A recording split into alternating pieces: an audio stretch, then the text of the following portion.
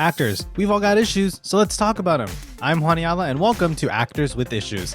Each week, we bring you interviews with actors from across TV, film, and Broadway, taking many deep dives into their careers and getting into the successes, the struggles, and of course, the issues that they face as actors. That's enough about us. Let's dive into the episode.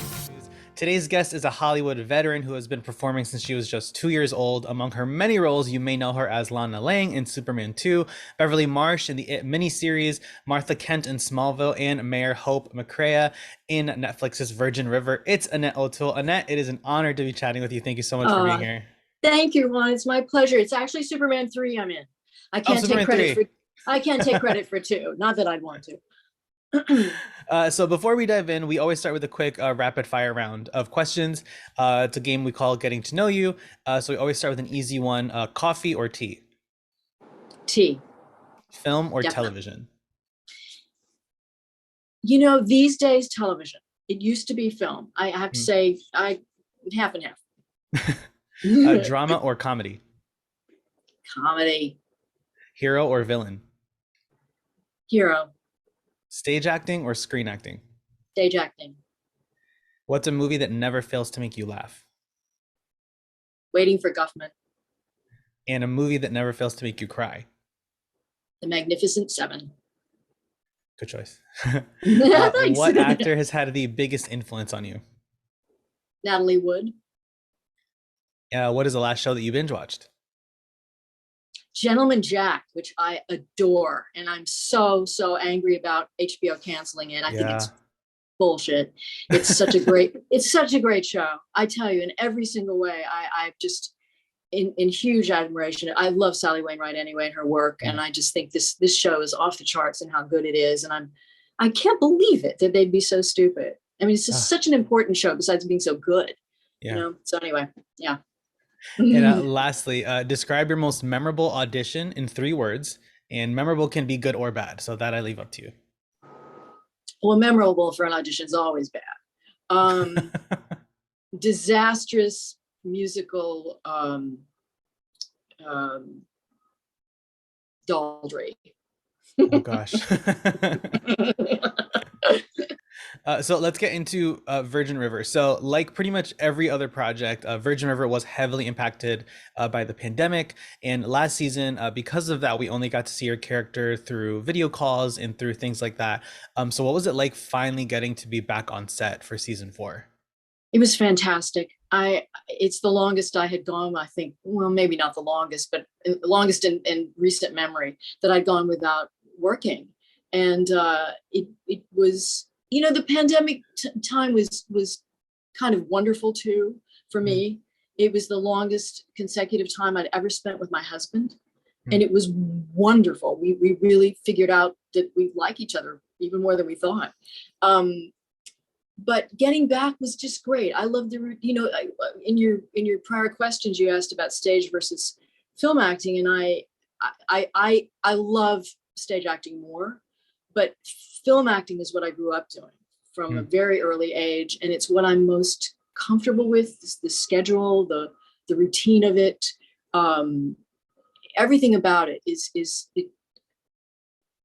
just I don't know. I'm just so used to it. So getting back to it was great, and getting back to my friends and all the interesting characters on Virgin River. It was great to be back. And the last that we had seen from Hope was unfortunate that she had a very serious car accident at the end of season 3. So without getting into sort of spoiler territory, what are you most excited about for Hope's storyline in season 4? I think that, you know, in a weird way, like a lot of people say when they have bad things happen to them, they say, well, this was actually a blessing in disguise. It's hard to imagine how that is, but I think for her it's true.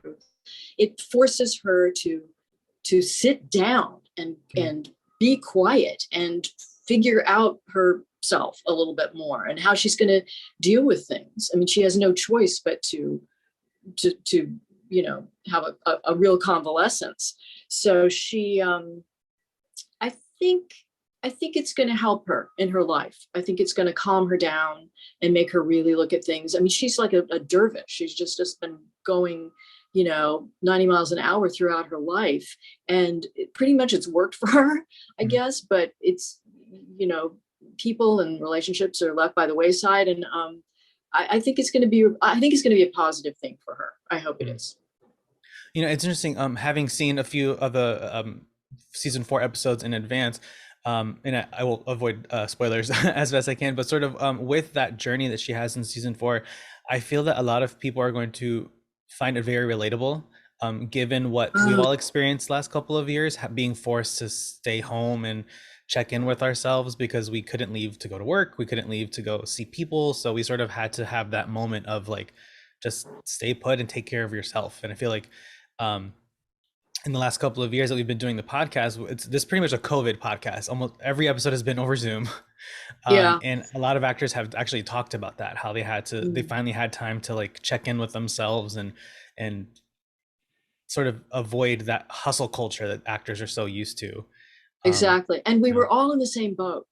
It wasn't like, oh, I'm the only one here having to stay home. It's like, no, everybody is, and in fact, you should stay home, because the people who tried to work then, you know, there was a lot of virus out there that was, you know, things had to shut down. You think, why are they even trying to do this? So it's one of the reasons that I didn't go for season 3, where I'm just on a phone call. My younger daughter works in film, so she came over with her iPhone. Thank God. She knew how to shoot it and how to upload it and how to talk to the director about what the director wanted, because I could never have done any of that. And it was a really hard decision for me not to go up for season 3. I mean, I was going to go until the last possible minute, and then just days before, and it was terrible what, you know, how they had to turn around and deal with the season because of that. But it was mostly my husband and my mother. My mother was 94 at the time, she's now 96. And she was staying with us throughout the pandemic. And it was really scary to think that there was no vaccine then. It was just really, really scary. And we weren't even quite sure how people were getting it then.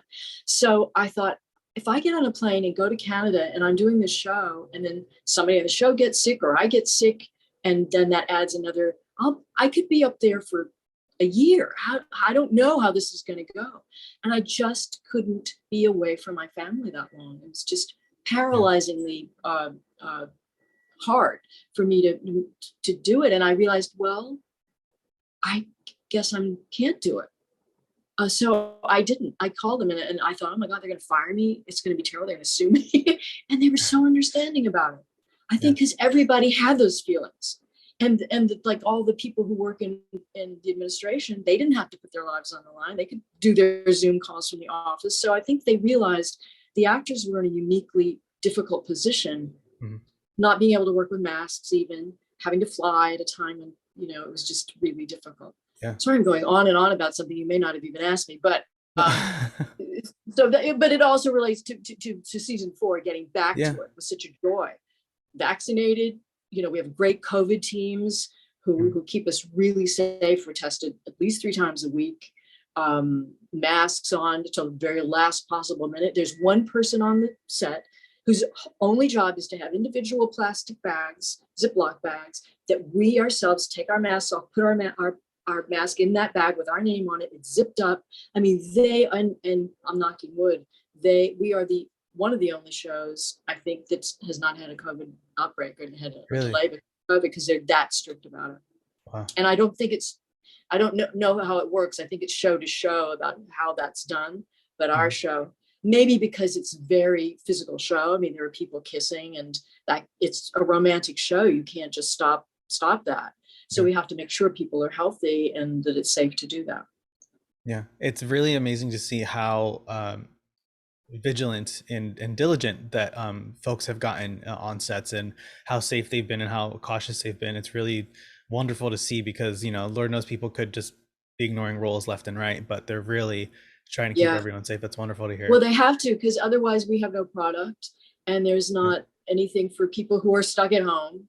Not that they are as much anymore, but to watch. And I think that's a very important kind of service, you know, that it needs to be. People need that. They need that kind of, I don't know, hope from shows like Virgin River, which I think it's a beautiful show that would always probably been popular, but now because of the situation, I think it's a real kind of haven for people to go to. Mhm.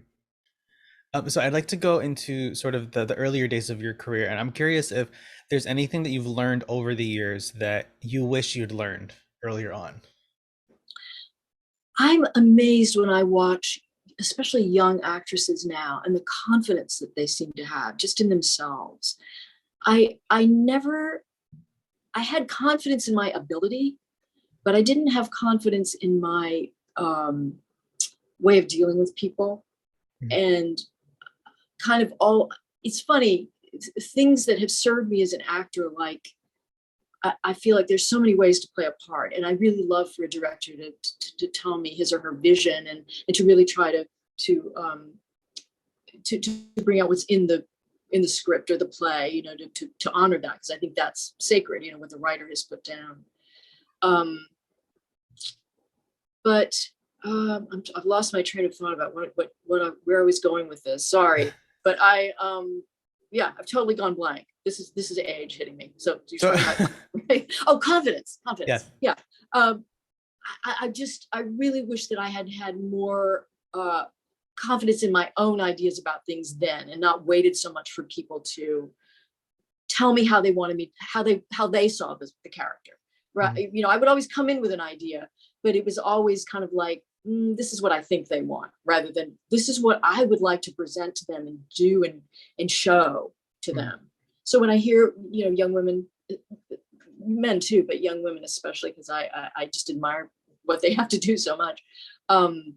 I love when they're just who they are, Mhm. and it's like they're just out there talking about their feelings and what they think. And I was always very reticent about that kind of stuff. I just thought, I don't know if it was just such a different time. Yeah. And I'm curious with how much the industry has changed over there. I feel like every 5 to 10 years there's a huge landscape shift. Like 10 years ago, streaming wasn't even a thing, and now Mm. you have these massive shows that are wildly successful. What has been the most surprising thing, or the most surprising change that you've noticed in the industry? Gosh, that you just said, the fact that it's become that popular. I remember I was driving on Laurel Canyon one day, and they were interviewing the man who was the head of Amazon or something. He said, yes, we're going to start doing movies. We're going to start doing TV shows. Like, Amazon?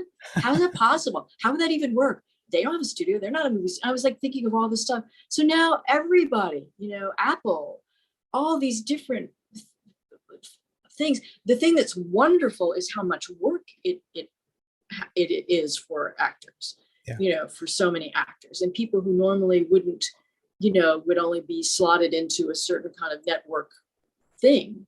Mhm. That doesn't exist anymore. I like how open it is, and how anybody has an opportunity. Really, anything is possible. Yeah. Um, if you just put yourself out there and somebody picks up on it, it's like, oh, okay, you know, and then that person's like suddenly very, very well known. I think that's fantastic. So I have to ask just one question about Smallville, because I did grow up watching it, and it was so many fond memories watching that show in a time where there weren't superhero TV shows at the Yeah, time. Now there's a yeah, hundred between Marvel right. and DC and all of them, and there wasn't sort of that saturation. As much as a fan I am of all of those movies and shows, but which is what can you recall of like some of the fondest memories you had working on Smallville? Um, it's funny because I'm sitting up here in Vancouver getting ready to start Virgin River, and we shot all of Smallville up in Vancouver. So it's like I don't know how to work unless I'm in Vancouver. It's really funny. I do so much work here, and that was the first thing I did here. Mhm. Um, you know, it was a I love Canadian crews are great. The film crews, they work constantly. They do so much work up here, so they're very in demand. And we had really great people. Like you said, it was the first, I guess, the first sort of super. We sort of started the whole idea of it, I guess. And we didn't know if it was going to be successful or not. There was no way to know. We started on the WB. It was like the last year of the WB network, and Yeah. then it suddenly became this CW. And I thought, what a stupid name for a network, CW. That's really stupid. I have a lot of really interesting takes on things. But Smallville was, I just loved everybody. I had such a wonderful, and still do have a great relationship with John Glover. He and I would Mhm. invariably fly up and back on planes together, because the young kids were living up here. Mm. Because they had to, they were in everything. But he and I would be, and John Schneider too, would be, here and there. So we'd look at the schedule and say, oh, we're going up there. And when are you going? And so we kind of plot our days to go up together, because we go on, we go to the Alaska Air little room, the lounge ahead of time. And we meet there, and then we get on the plane, and then they would be serving, I don't know why in Alaska Air, they served this burrito thing that he loved and I didn't like, and they were tiny, but he really loved them. So I'd order one and then I'd give mine to John. So those are the things I remember, they kind of, because, you watched the show and you absorbed it that way, but being on the other side of it, I remember all the days, the long, cold nights. I remember one day we were at, when we shot out at the Kent farm, one time we were on the farm and I'm having a scene with Tom, a very interesting, involved scene. And this guy drives by in a car, and he, I guess he knew we were shooting there. He said, Superman sucks, Spider-Man. He was like screaming at us. And there was that. And then another time we were driving to the set out in wherever it was, Langley or wherever it is. And there's a place where you can put one foot in the United States and one foot in Canada on this little, on this one little road. And so the driver stopped. He said, you want to put one foot in Canada and one foot in the United States? Sure. So I did that. And those are the silly, stupid things that I remember. I remember Tom just going from being a guy who had not done much film work at all, who really wasn't quite sure of how he fit into, being thrown way into the deep end. And then suddenly becoming such a wonderful, not just actor, but director, just kind of figuring out how everything worked from the inside and then giving that to us. He was a wonderful director. And I really think the world of him. He's a great guy. He took that opportunity and used it in such a good way. So we actually have a few fan questions that some folks submitted online. So firstly, on Reddit, user funnyad8503 asks, what is your favorite and least favorite parts of Hope? My favorite part of Hope is just her her independence, I guess. That's the general term for what I like about her. Less is her impatience, the least part. She's just, she's very hot and cold, black and white. It's very, she's a little bipolar, I guess. But I hadn't even thought about it until this moment. But it's kind of what I'm describing, I think. But yeah, I also have a sort of a love-hate relationship with her, like a lot of people. Sneaky42 asks, if you could have lunch with anyone, living or dead, who would it be and why? What a good question. God, there's so many. Well, Natalie Wood, I guess, because she's always been my favorite actress, and I just adore her, and she meant so much to me. I worked with Robert Wagner later in his career, and I thought, if the time presents itself, I will tell him how much she meant to me. And I did. And his face lit up, and he was so happy to talk about her. And he said, oh, did you know her? Did you meet her? I said, no, but she meant so much to me. He said, she would have loved you. And it meant a lot to me that, because they're those people that you admire so much and you will never get to know or meet, but yeah, I guess Natalie. The user Animals Are My Jam. These usernames are so funny. They asked if you've ever had any real life experience visiting a town like Virgin River. And they also asked, who is your favorite character, not actor, in the series? I lived in a place like Virgin River. I lived in Ashland, Oregon for 14 years. And it's actually up, it's probably closer to Northern California. It's closer to Northern California than where we shoot it in Vancouver. So it's where the Oregon Shakespeare Festival is. And it's a beautiful little idyllic community. A lot of actors have worked there, kind of set in this kind of red area. So it's a little strange, the outer part of the circle. But yeah, it's really fun. The harder part for me there was just being known, in a small town. Hope's known because she's the mayor. But I mean, I was known as something, else, and people would see me on TV and say, want to know what I'm doing. And it just, sometimes you don't feel like talking about it when you're home. So, but it's a beautiful place. And I loved not growing up there, living there. My kids grew up there.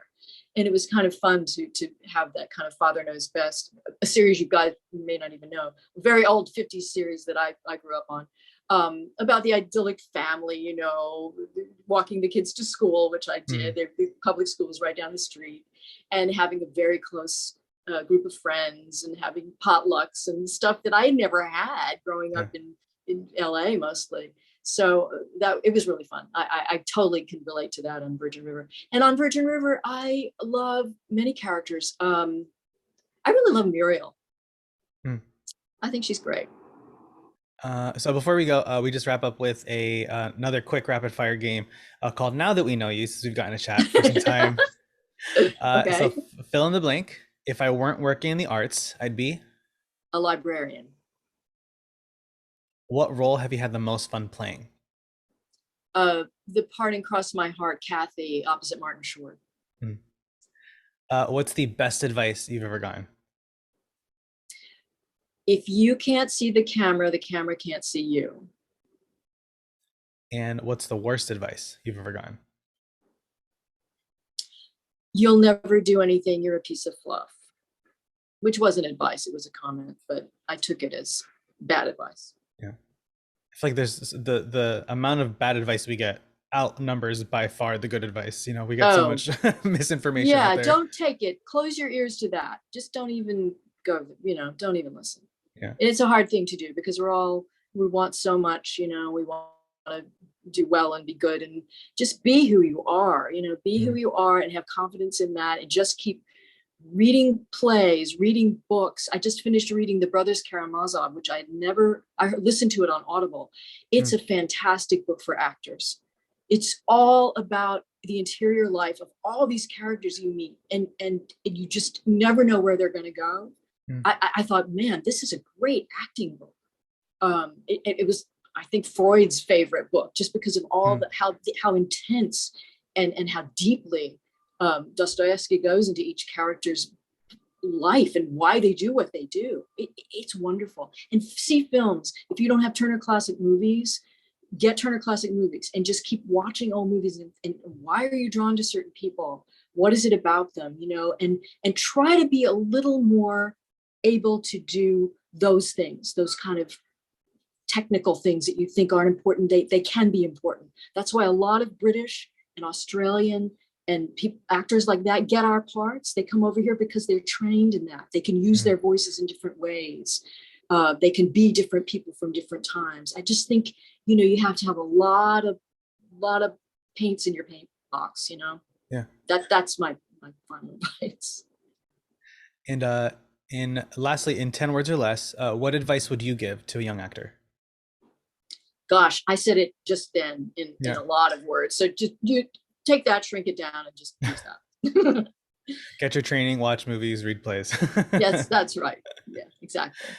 Well, Annette, thank you so much for joining us on the show today. Such a pleasure chatting with you. So folks, of course, season 4 of Virgin River premieres July 20th on Netflix. I'm Juan Ayala. This is Actors with Issues, and we'll see you next week.